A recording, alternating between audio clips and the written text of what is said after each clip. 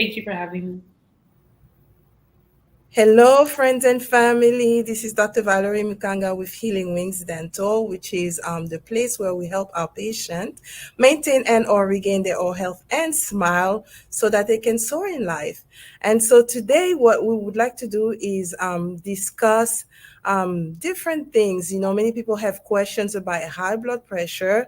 And even when people come to the office and they have high blood pressure, and sometimes we're not able to treat them the same day because of that. Some people don't understand and they just think that we don't care about their time or we don't care about them. But it's not quite the case. So today, I have a very good friend of mine, Dr. Anita Lwanga, and she is an MD, and I would like for her to discuss a few things, key things that we need to know about high blood pressure. But before we dive into that, Dr. Anita, I would like for you to please introduce yourself. Okay, thank you so much, Dr. Valerie, for having me on your show. My name is Anita Lwanga. I'm an exercise physiologist, internist, and geriatrician. Internal medicine doctors are doctors that take care of adults, and geriatricians are doctors that specialize in taking care of adults that are 65 years and older. My mission is to keep my patients healthy, active, and out of the hospital by optimizing their diet, their exercise, their sleep, and of course, their medications. All the things that we need to know about and do on a regular basis. That's wonderful. I'm so glad that you were able to come in to say yes to our invitation. So, Dr. Luwanga, please, can you tell us a little bit about high blood pressure? What is it? Okay, so I like to use an analogy when I'm explaining high blood pressure to my patients. So imagine your body like a garden, and then you try to water the garden. So you have like a piping system. So imagine your blood vessels like as a piping system that goes throughout your garden, and the piping system has little holes. I don't know if you guys have gardens and you know those little pipe or the pipes, I guess, or the watering hose that has the holes in them. So Mhm. your Your circulation or the irrigation system. yes. Right. Uh-huh. So your blood vessels are a little bit leaky. They're pipes, but they are leaky. So imagine if there's too much pressure in those tubes or the pipes, then the pressure goes up inside and the water has to flow through the pipes faster. So it's kind of similar. Our blood vessels are the same. They actually have muscles inside of them that make them become narrower and wider. So when you have high Mhm. pressure in the blood vessels, it can cause damage to the rest of the body. But in terms of defining high blood pressure, your doctor will take your blood pressure by putting a blood pressure cuff on your arm, and they're measuring two numbers. The top number is when the heart is squeezing, the bottom number is when the heart is relaxing. If the top number is greater than 130 or the lower number is greater than 80, then by definition you have high blood pressure. So blood pressure greater than 130 over 80 in general is high blood pressure. If you have other medical conditions, we might be more aggressive in terms of how we treat your blood pressure. But in summary, that is high blood pressure. Oh, thank you so much. That was very, very a good visual, to understand because I do see the irrigation system all the time, and so that's very good to know. So, how can somebody actually know that they have high blood pressure? Is that something that can be noticed? That is a great question. So, for many people, they actually don't know they have high blood pressure. They go about their lives, they might not have any symptoms, and suddenly, when they go to see their doctor or their dentist or their optometrist, or even if they're at the drugstore and they check the blood pressure, the number might be a little bit high or the machine might alarm. For some individuals, and this is a situation where we as physicians are a little bit more concerned, people might be complaining, oh, I have a headache, or I'm having some Mhm. chest pain, or I'm dizzy. And then when we check the corresponding blood pressure, the pressure is high. So you might not have symptoms, you might not know, or you might have symptoms, and after the symptoms are investigated, then you find out you have high blood pressure. Yes, this is true. And I like how you say that because I know that high blood pressure is also called the silent killer, right, doctor? It can be, unfortunately, for some people, it can be. And in some, the devastating cases are where an individual has a stroke and the stroke affects a big part of the brain and they had high blood pressure for years. And if it's a big stroke and they don't recover, then yes, it can be a silent killer. Right. So because I say that because this is actually something that we experience in our family.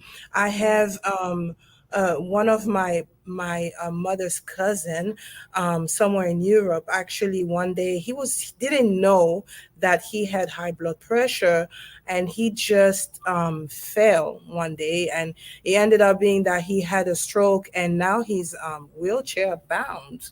So yes, high blood pressure. Yeah. So, what are some of the risk factors of high blood pressure, Dr. Anita?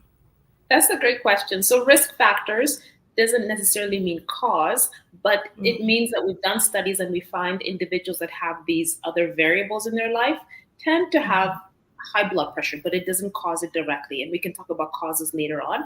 But risk mhm, factors, age, as we get a bit wiser in years, we're more likely to find high blood pressure. High BMI. By high BMI, I mean carrying excessive amounts of weight. We find as mhm, people are holding onto more weight on the body, they're more likely to have high blood pressure. A family mhm, history of high blood pressure. There are some mhm, genetic variables that can predispose somebody to having high blood pressure, or it just runs in the family, even if we can't find a gene to explain it. Kidney mhm, disease can increase the risk of having high blood pressure. Consuming excessive amounts of alcohol, consuming recreational drugs, especially something like cocaine, it commonly causes high blood pressure. Not being mhm, active, meaning you're not exercising very much. Those are mhm, the main risk factors for high blood pressure. mhm. That's interesting. So, because when you talk about the risk factors, and some of them seem to be things that we can actually refrain from doing, and I'm sure we're going to dive into that a little bit later on. But so, what are some of the causes then of high blood pressure, Dr. Anita Luanga? So the things we found that can cause high blood pressure directly are sometimes things we might not think about. So the reason I say causes is because as a physician, I sometimes refer to patients who have many medications and are like, this is not normal, or they have high blood pressure at a young age. And then we have to look for what we call secondary causes, or I think the better word is secondary causes or other things that are causing them to have blood pressure that's so hard to control. So number one in many of our lives is stress. It's not yeah, it's not uncommon for people to say have normal blood pressure and then suddenly their blood pressure is hard to control, and then you start talking to them and you find out there's other things going on in their life, such as say Mm, illness of a loved one, workplace challenges, divorce, anything else, any kind of stress can make our blood pressure higher than usual. Lack of sleep. So there is a condition called sleep apnea where people don't go into the proper depth of sleep and or mhm, they're not breathing properly. So we actually test for sleep apnea in individuals that have what we call resistant or hard to control blood pressure. Recreational drugs, as I mentioned, cocaine is a common one. Thyroid disorder. If your thyroid, which is kind of like the manager of the body, if you think of your body mhm, as a company. So if your manager mhm, is too hyper, too excited, making everyone crazy, then your body will function quickly, your heart rate goes up, and your blood pressure can also go up in that situation if your thyroid is too fast. High calcium levels. This is usually related to a genetic condition called men or multiple endocrine neoplasia. Usually we find it backwards. We find the person has high calcium, they might have high blood pressure, some other conditions, and then later on we find out that they have this genetic syndrome. Um, Hormonal disorders. So I mentioned the thyroid disorder. Another hormonal disorder is called Cushing's, where the adrenal hormones are imbalanced in simple terms. And then mhm, even common medications that many of us use, such as Aleve or ibuprofen, these class of medications are called NSAIDs. We find for some people, especially if they've been taking a lot, say they're having knee pain, and then suddenly they start taking Aleve every day or ibuprofen every day, and then they go see their doctor. Their doctor's like, "Oh, now you have high blood pressure." oh, It could wow. be, yeah, yeah, absolutely. It could be just because of the Aleve, ibuprofen, or Advil that they're taking consistently. Oral contraceptive pills are not all of them, but they're specific type that tend to increase the risk of high blood pressure, and not in every person, because I don't want people to Yeah. get very stressed out. But this is a potential cause. Decongestants, Benadryl. When I was doing my geriatrics training, I remember my geriatrics attendings or teachers telling me, don't give older patients Benadryl. It's going to make their blood pressure go up.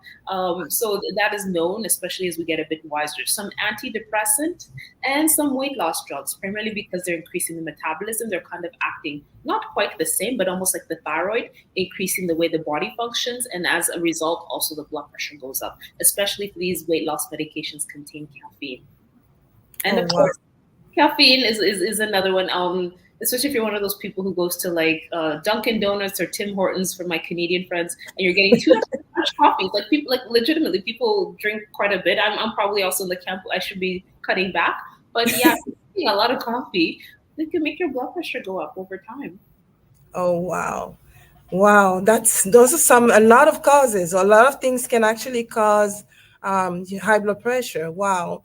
And so, doctor, then I heard you talk about onset. So early onset, it's possible for children even to experience high blood pressure. Yes, absolutely. It's not very common, but it is possible. And in those cases, even though I have to give a disclaimer, first of all, I'm not a pediatrician. I'm Mm-hmm, only certified to take care of adults, basically mm-hmm, 17, 18 years plus. But mm-hmm. yeah, in some cases, children can have high blood pressure. And in that case, they would likely be referred to a specialist to try and determine what could be going on. It could be a thyroid disorder. It could be like an adrenal disorder, like Cushing's. It could be something else going on. But it's not very common for children to have high blood pressure, but absolutely concerning if it is found. I see. So, doctor, I would like to know then, what are ways to actually treat high blood pressure? That is a great question. So I'm going to split the treatments up into two categories. So the first one is going to be natural, non-medicinal. I'm not sure what your audience is like, but I do tend to have many patients who are not excited about, taking medications. Mm-hmm, And even if we are prescribing medications, we should talk about the natural ways, because if we prescribe medicines and some of the natural or basic things are not taken care of, we might have to keep adding medications. And then I'm going to talk about some medicines that we might use. So one of the things we advise our patients to do is, if they're holding on to excessive amounts of weight, we talk about ways to cut back on our weight mm-hmm, through a combination of diet and exercise. We also talk to our patients about sleeping. In this fast-paced society, it's not uncommon for people to feel like, you have to cut back. We have to cut back on our sleep in order to get things mm-hmm, done. So most of mm-hmm. the 7 to 8 hours of sleep. If you're sleeping less than that, even 6 for some people can make a big difference in your blood pressure. Reducing caffeine intake, as we talked about, if you're getting your 2 extra large coffees in the morning, maybe slowly cut it back, do like like maybe one large, and then you could do an extra large decaf, and then slowly decrease. Because I know it's Yes. not practical to just tell people stop drinking coffee. We Right, need right, slowly.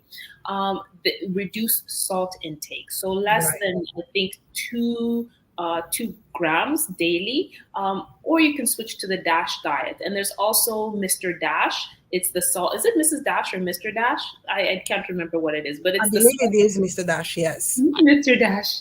In this, yeah, who knows? In this interesting world, I'm like, I can't I see remember. Dash for sure. Yeah. So Mr. Dash, the salt substitute, and over time you can wean yourself off of, taking so much salt. So I actually went Mhm. through a journey where I changed my diet, and my coach told me, cut back on the salt. And now when I go to restaurants or I eat at other people's places, I'm like, wow, there's so much salt, and they're like, no, there isn't. But you'll Right. be surprised how your body gets used to eating less salt. Uh-huh. Reducing alcohol intake for sure. Actually, the newer studies now are saying that no alcohol intake is beneficial. We used to talk about one glass of red wine can be good for you, good for your heart. The new studies are saying, if possible, just abstain. So I talked about a lot of things. In summary, cut back on your salt, cut back on your caffeine, get enough sleep, lose weight, and try to reduce or not consume alcohol. If you're consuming recreational drugs, definitely that's a conversation that needs to be had with your physicians, and abstaining would absolutely help reduce your blood pressure. So that's the Thank you natural. so much. Thank you so much. So I know you mentioned reducing weight. Do you think that exercising would help? And if it does, what kind of exercise would be recommended for somebody that does have high blood pressure? That is a great question. So to be honest, the weight loss conundrum, it's not as intuitive or as simple as it sounds to actually lose weight. The majority of way we lose weight is by changing the diet. The challenge with exercise, exercise is absolutely important, but depending on what kind of exercise you do and what you're doing with your diet, you might actually not lose weight. You could end up gaining weight. So, for most people, if you're really trying to lose weight, I think something as simple as walking, like especially if you're sedentary, just start with walking. Try to aim for ideally 40 to 60 minutes, 4 to 6 days per week. You can walk in your neighborhood. If you're more tech savvy, you can get like a heart rate monitor, and there's a certain target heart rate. 50 to 70% of your heart rate max is what you want to target. But start with walking. If you have very, very high blood pressure, you should definitely be talking to your doctor about lifting weights, doing things such as lifting weights, sprinting, high interval intensity training. It's because your adrenaline tends to surge when you're doing these workouts. They are very important. We do need to lift weights to maintain our muscle mass. But if you're having very high blood pressures, like 200s, 180s, and they're really struggling to control it, your doctor might want to check your heart for certain things to make sure that the heart muscles are not thickened before they allow you to do that kind of exercise. But most doctors would not have any issues with walking. And then in terms of the diet, in simple terms, eat stuff that comes from the earth. From the earth. Yes. I didn't make this up. Somebody said, does it fly? Does it walk? Does it swim? Did it grow that way? So if you're looking at broccoli, it came out of the earth that way. If you're looking at chicken nuggets, they didn't come out of the earth that way. The chicken breast is more natural, closer to what it came, from the earth from. But the extra stuff, it didn't come from the earth that way. If you're looking at your cereal, oatmeal is more natural. But if you're going to like Fruit Loops, they came a long way to become Fruit Loops from whatever they're made of. So you're saying trying to refrain from processed food as we know it. 100%. And on top of that, try to eat like higher fiber foods, healthy fats. This is a long conversation for another day, but in some ways, it is. It is. Okay, and so there you talked about natural ways of addressing high blood pressure. What about medication? Because I remember there was a patient of mine who came in, and we were not able to do her treatment. She told me that she was taking garlic and she would not be taking any medication. She just didn't believe in that. But I believe it was actually 2 days later, she ended up, like, her blood pressure was really, really, really high. And she ended up going to the emergency room because she was so dizzy. She was actually, she stayed the night, and she ended up being on medication. In fact, she contacted me and she thanked me because I had told her that we couldn't do the treatment, but she had to go and see a physician for her blood pressure to be managed.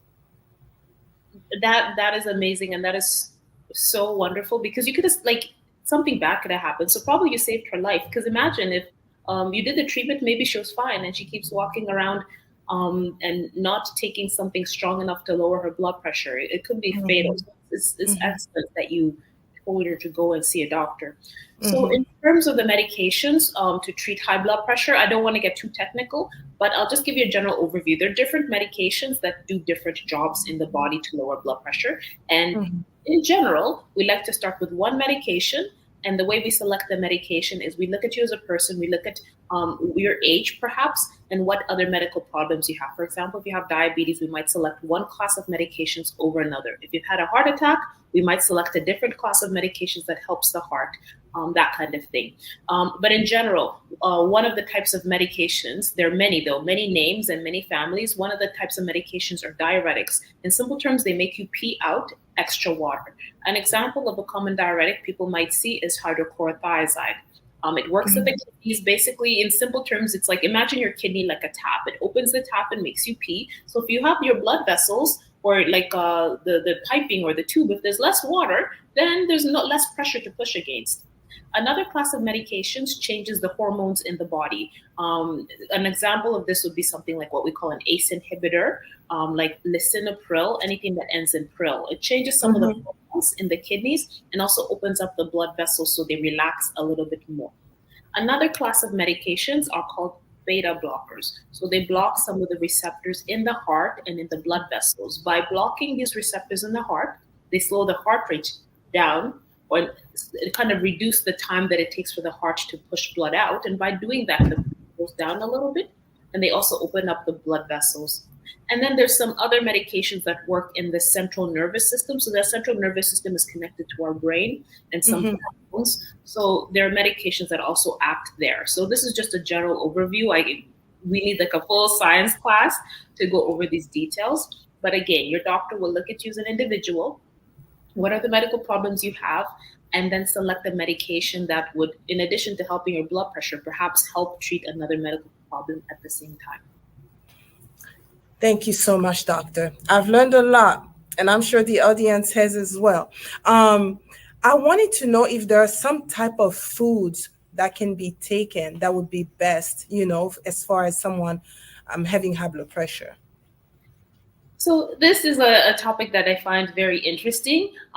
In general, with conventional medicine, we do not prescribe foods to treat high blood pressure, but Mhm. it is known by looking at the scientific literature, there are some foods that can help or have the same way of acting, or what we call mechanism of action, as Mhm. medications. But as physicians, we do not prescribe these other foods to replace medications. I'm just going to give Right. you an example of one of these that I learned about a couple of years ago. I don't know if you guys in Congo drink hibiscus tea.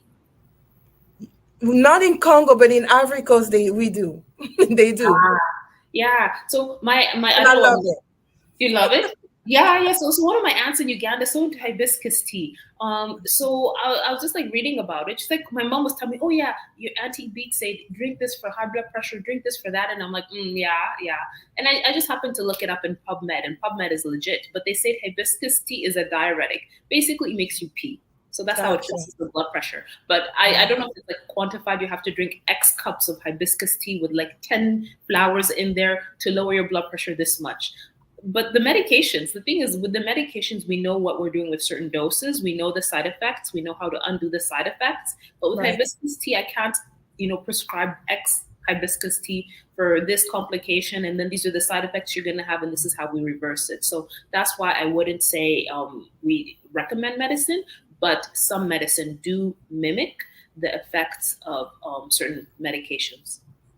Okay, thank you so much. Because I know that I did hear about hibiscus, and also maybe turmeric or garlic. I don't know, but I've heard of those. So, well, thank you so much. So, let me ask you this: if somebody doesn't take care of their high blood pressure, what are the risks that they can encounter down the line?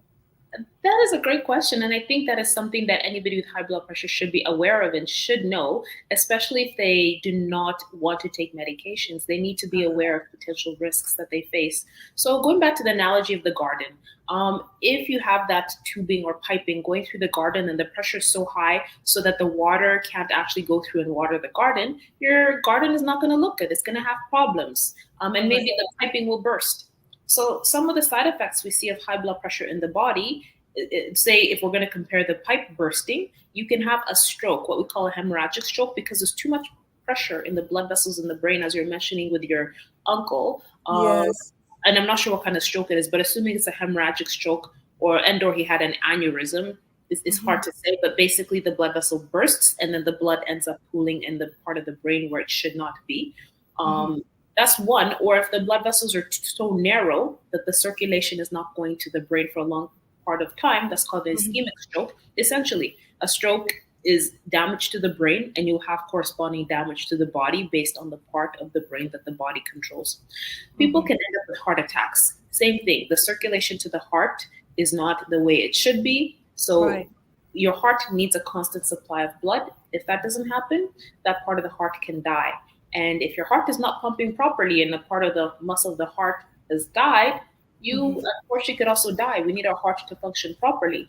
Oh In wow. less severe cases, people end up with what we call congestive heart failure. Basically, the heart is like a balloon or like a muscle. It should squeeze forward a certain amount of blood. But say if one of the walls is not functioning properly, then the blood Mhm. is not going to squeeze forward, and that causes other complications with blood pooling.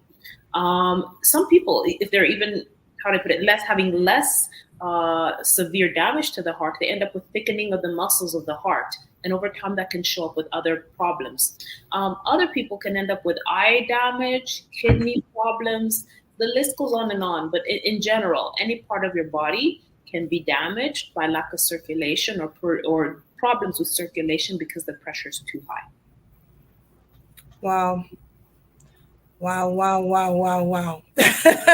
Nobody wants to end up having a stroke, nor a heart attack, let alone die. So, yes, that's something that we should definitely keep in check and keep in mind. There's something that has intrigued me, Dr. Lwanga, is that I see some patients when they come, the high blood pressure is high because we always take the high blood pressure, but they say that whenever they go to the doctor, they're or whenever they monitor their blood pressure, it is fine. And I hear that there's such a thing called white coat syndrome. Could you talk to us about it? And is there something that can be done about this, doctor? Yeah, that is actually fairly common because I think for all of us, myself included, when you're going to see the doctor, you're like, what is this person going to tell me? You're anxious. You're like, are they going to give me bad news? Are they going to give me a needle? Are they going to give me new medicine that's too expensive? Or even just, meeting a new person, you're not sure how things are going to go. So a lot Right. of people do have what we call white coat hypertension. So the way we figure this out, say for example, I have a patient who has high blood pressure, and they're like, no, I promise you my pressure is good, it's not this high at home, but I'm having a number that I have to do something about because it's too high for them.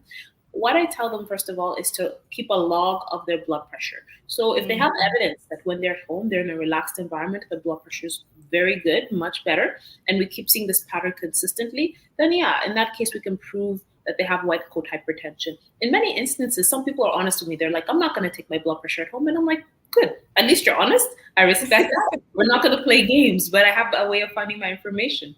So there's something called an ambulatory blood pressure monitor. It's a 24-hour blood pressure monitor, so that we can make arrangements for the patient to have that blood pressure monitor put on them, and they have it. They walk around with it for 24 hours. They do their regular activities, and there's certain parameters we're looking for. So if the blood pressure doesn't drop a certain way when we're sleeping and relaxing, the pressure should go down, and or it's higher than a certain target. So the target that we're looking for in the outpatient setting when you're walking around is a little bit lower than what we would use to say you have high blood pressure in the office.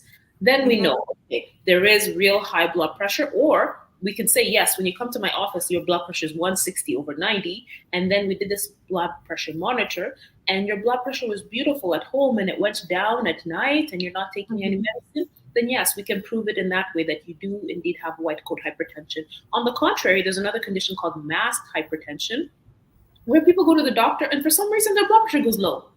And Oh. then, yeah, then they're like, I swear my blood pressure is high. I'm always taking it. My aunt told me it's high. I went to the pharmacy, it's high. But for some reason, when I come to the doctor, it goes down. So we can also use the same machine or same principles, recording your blood pressure in your own environment.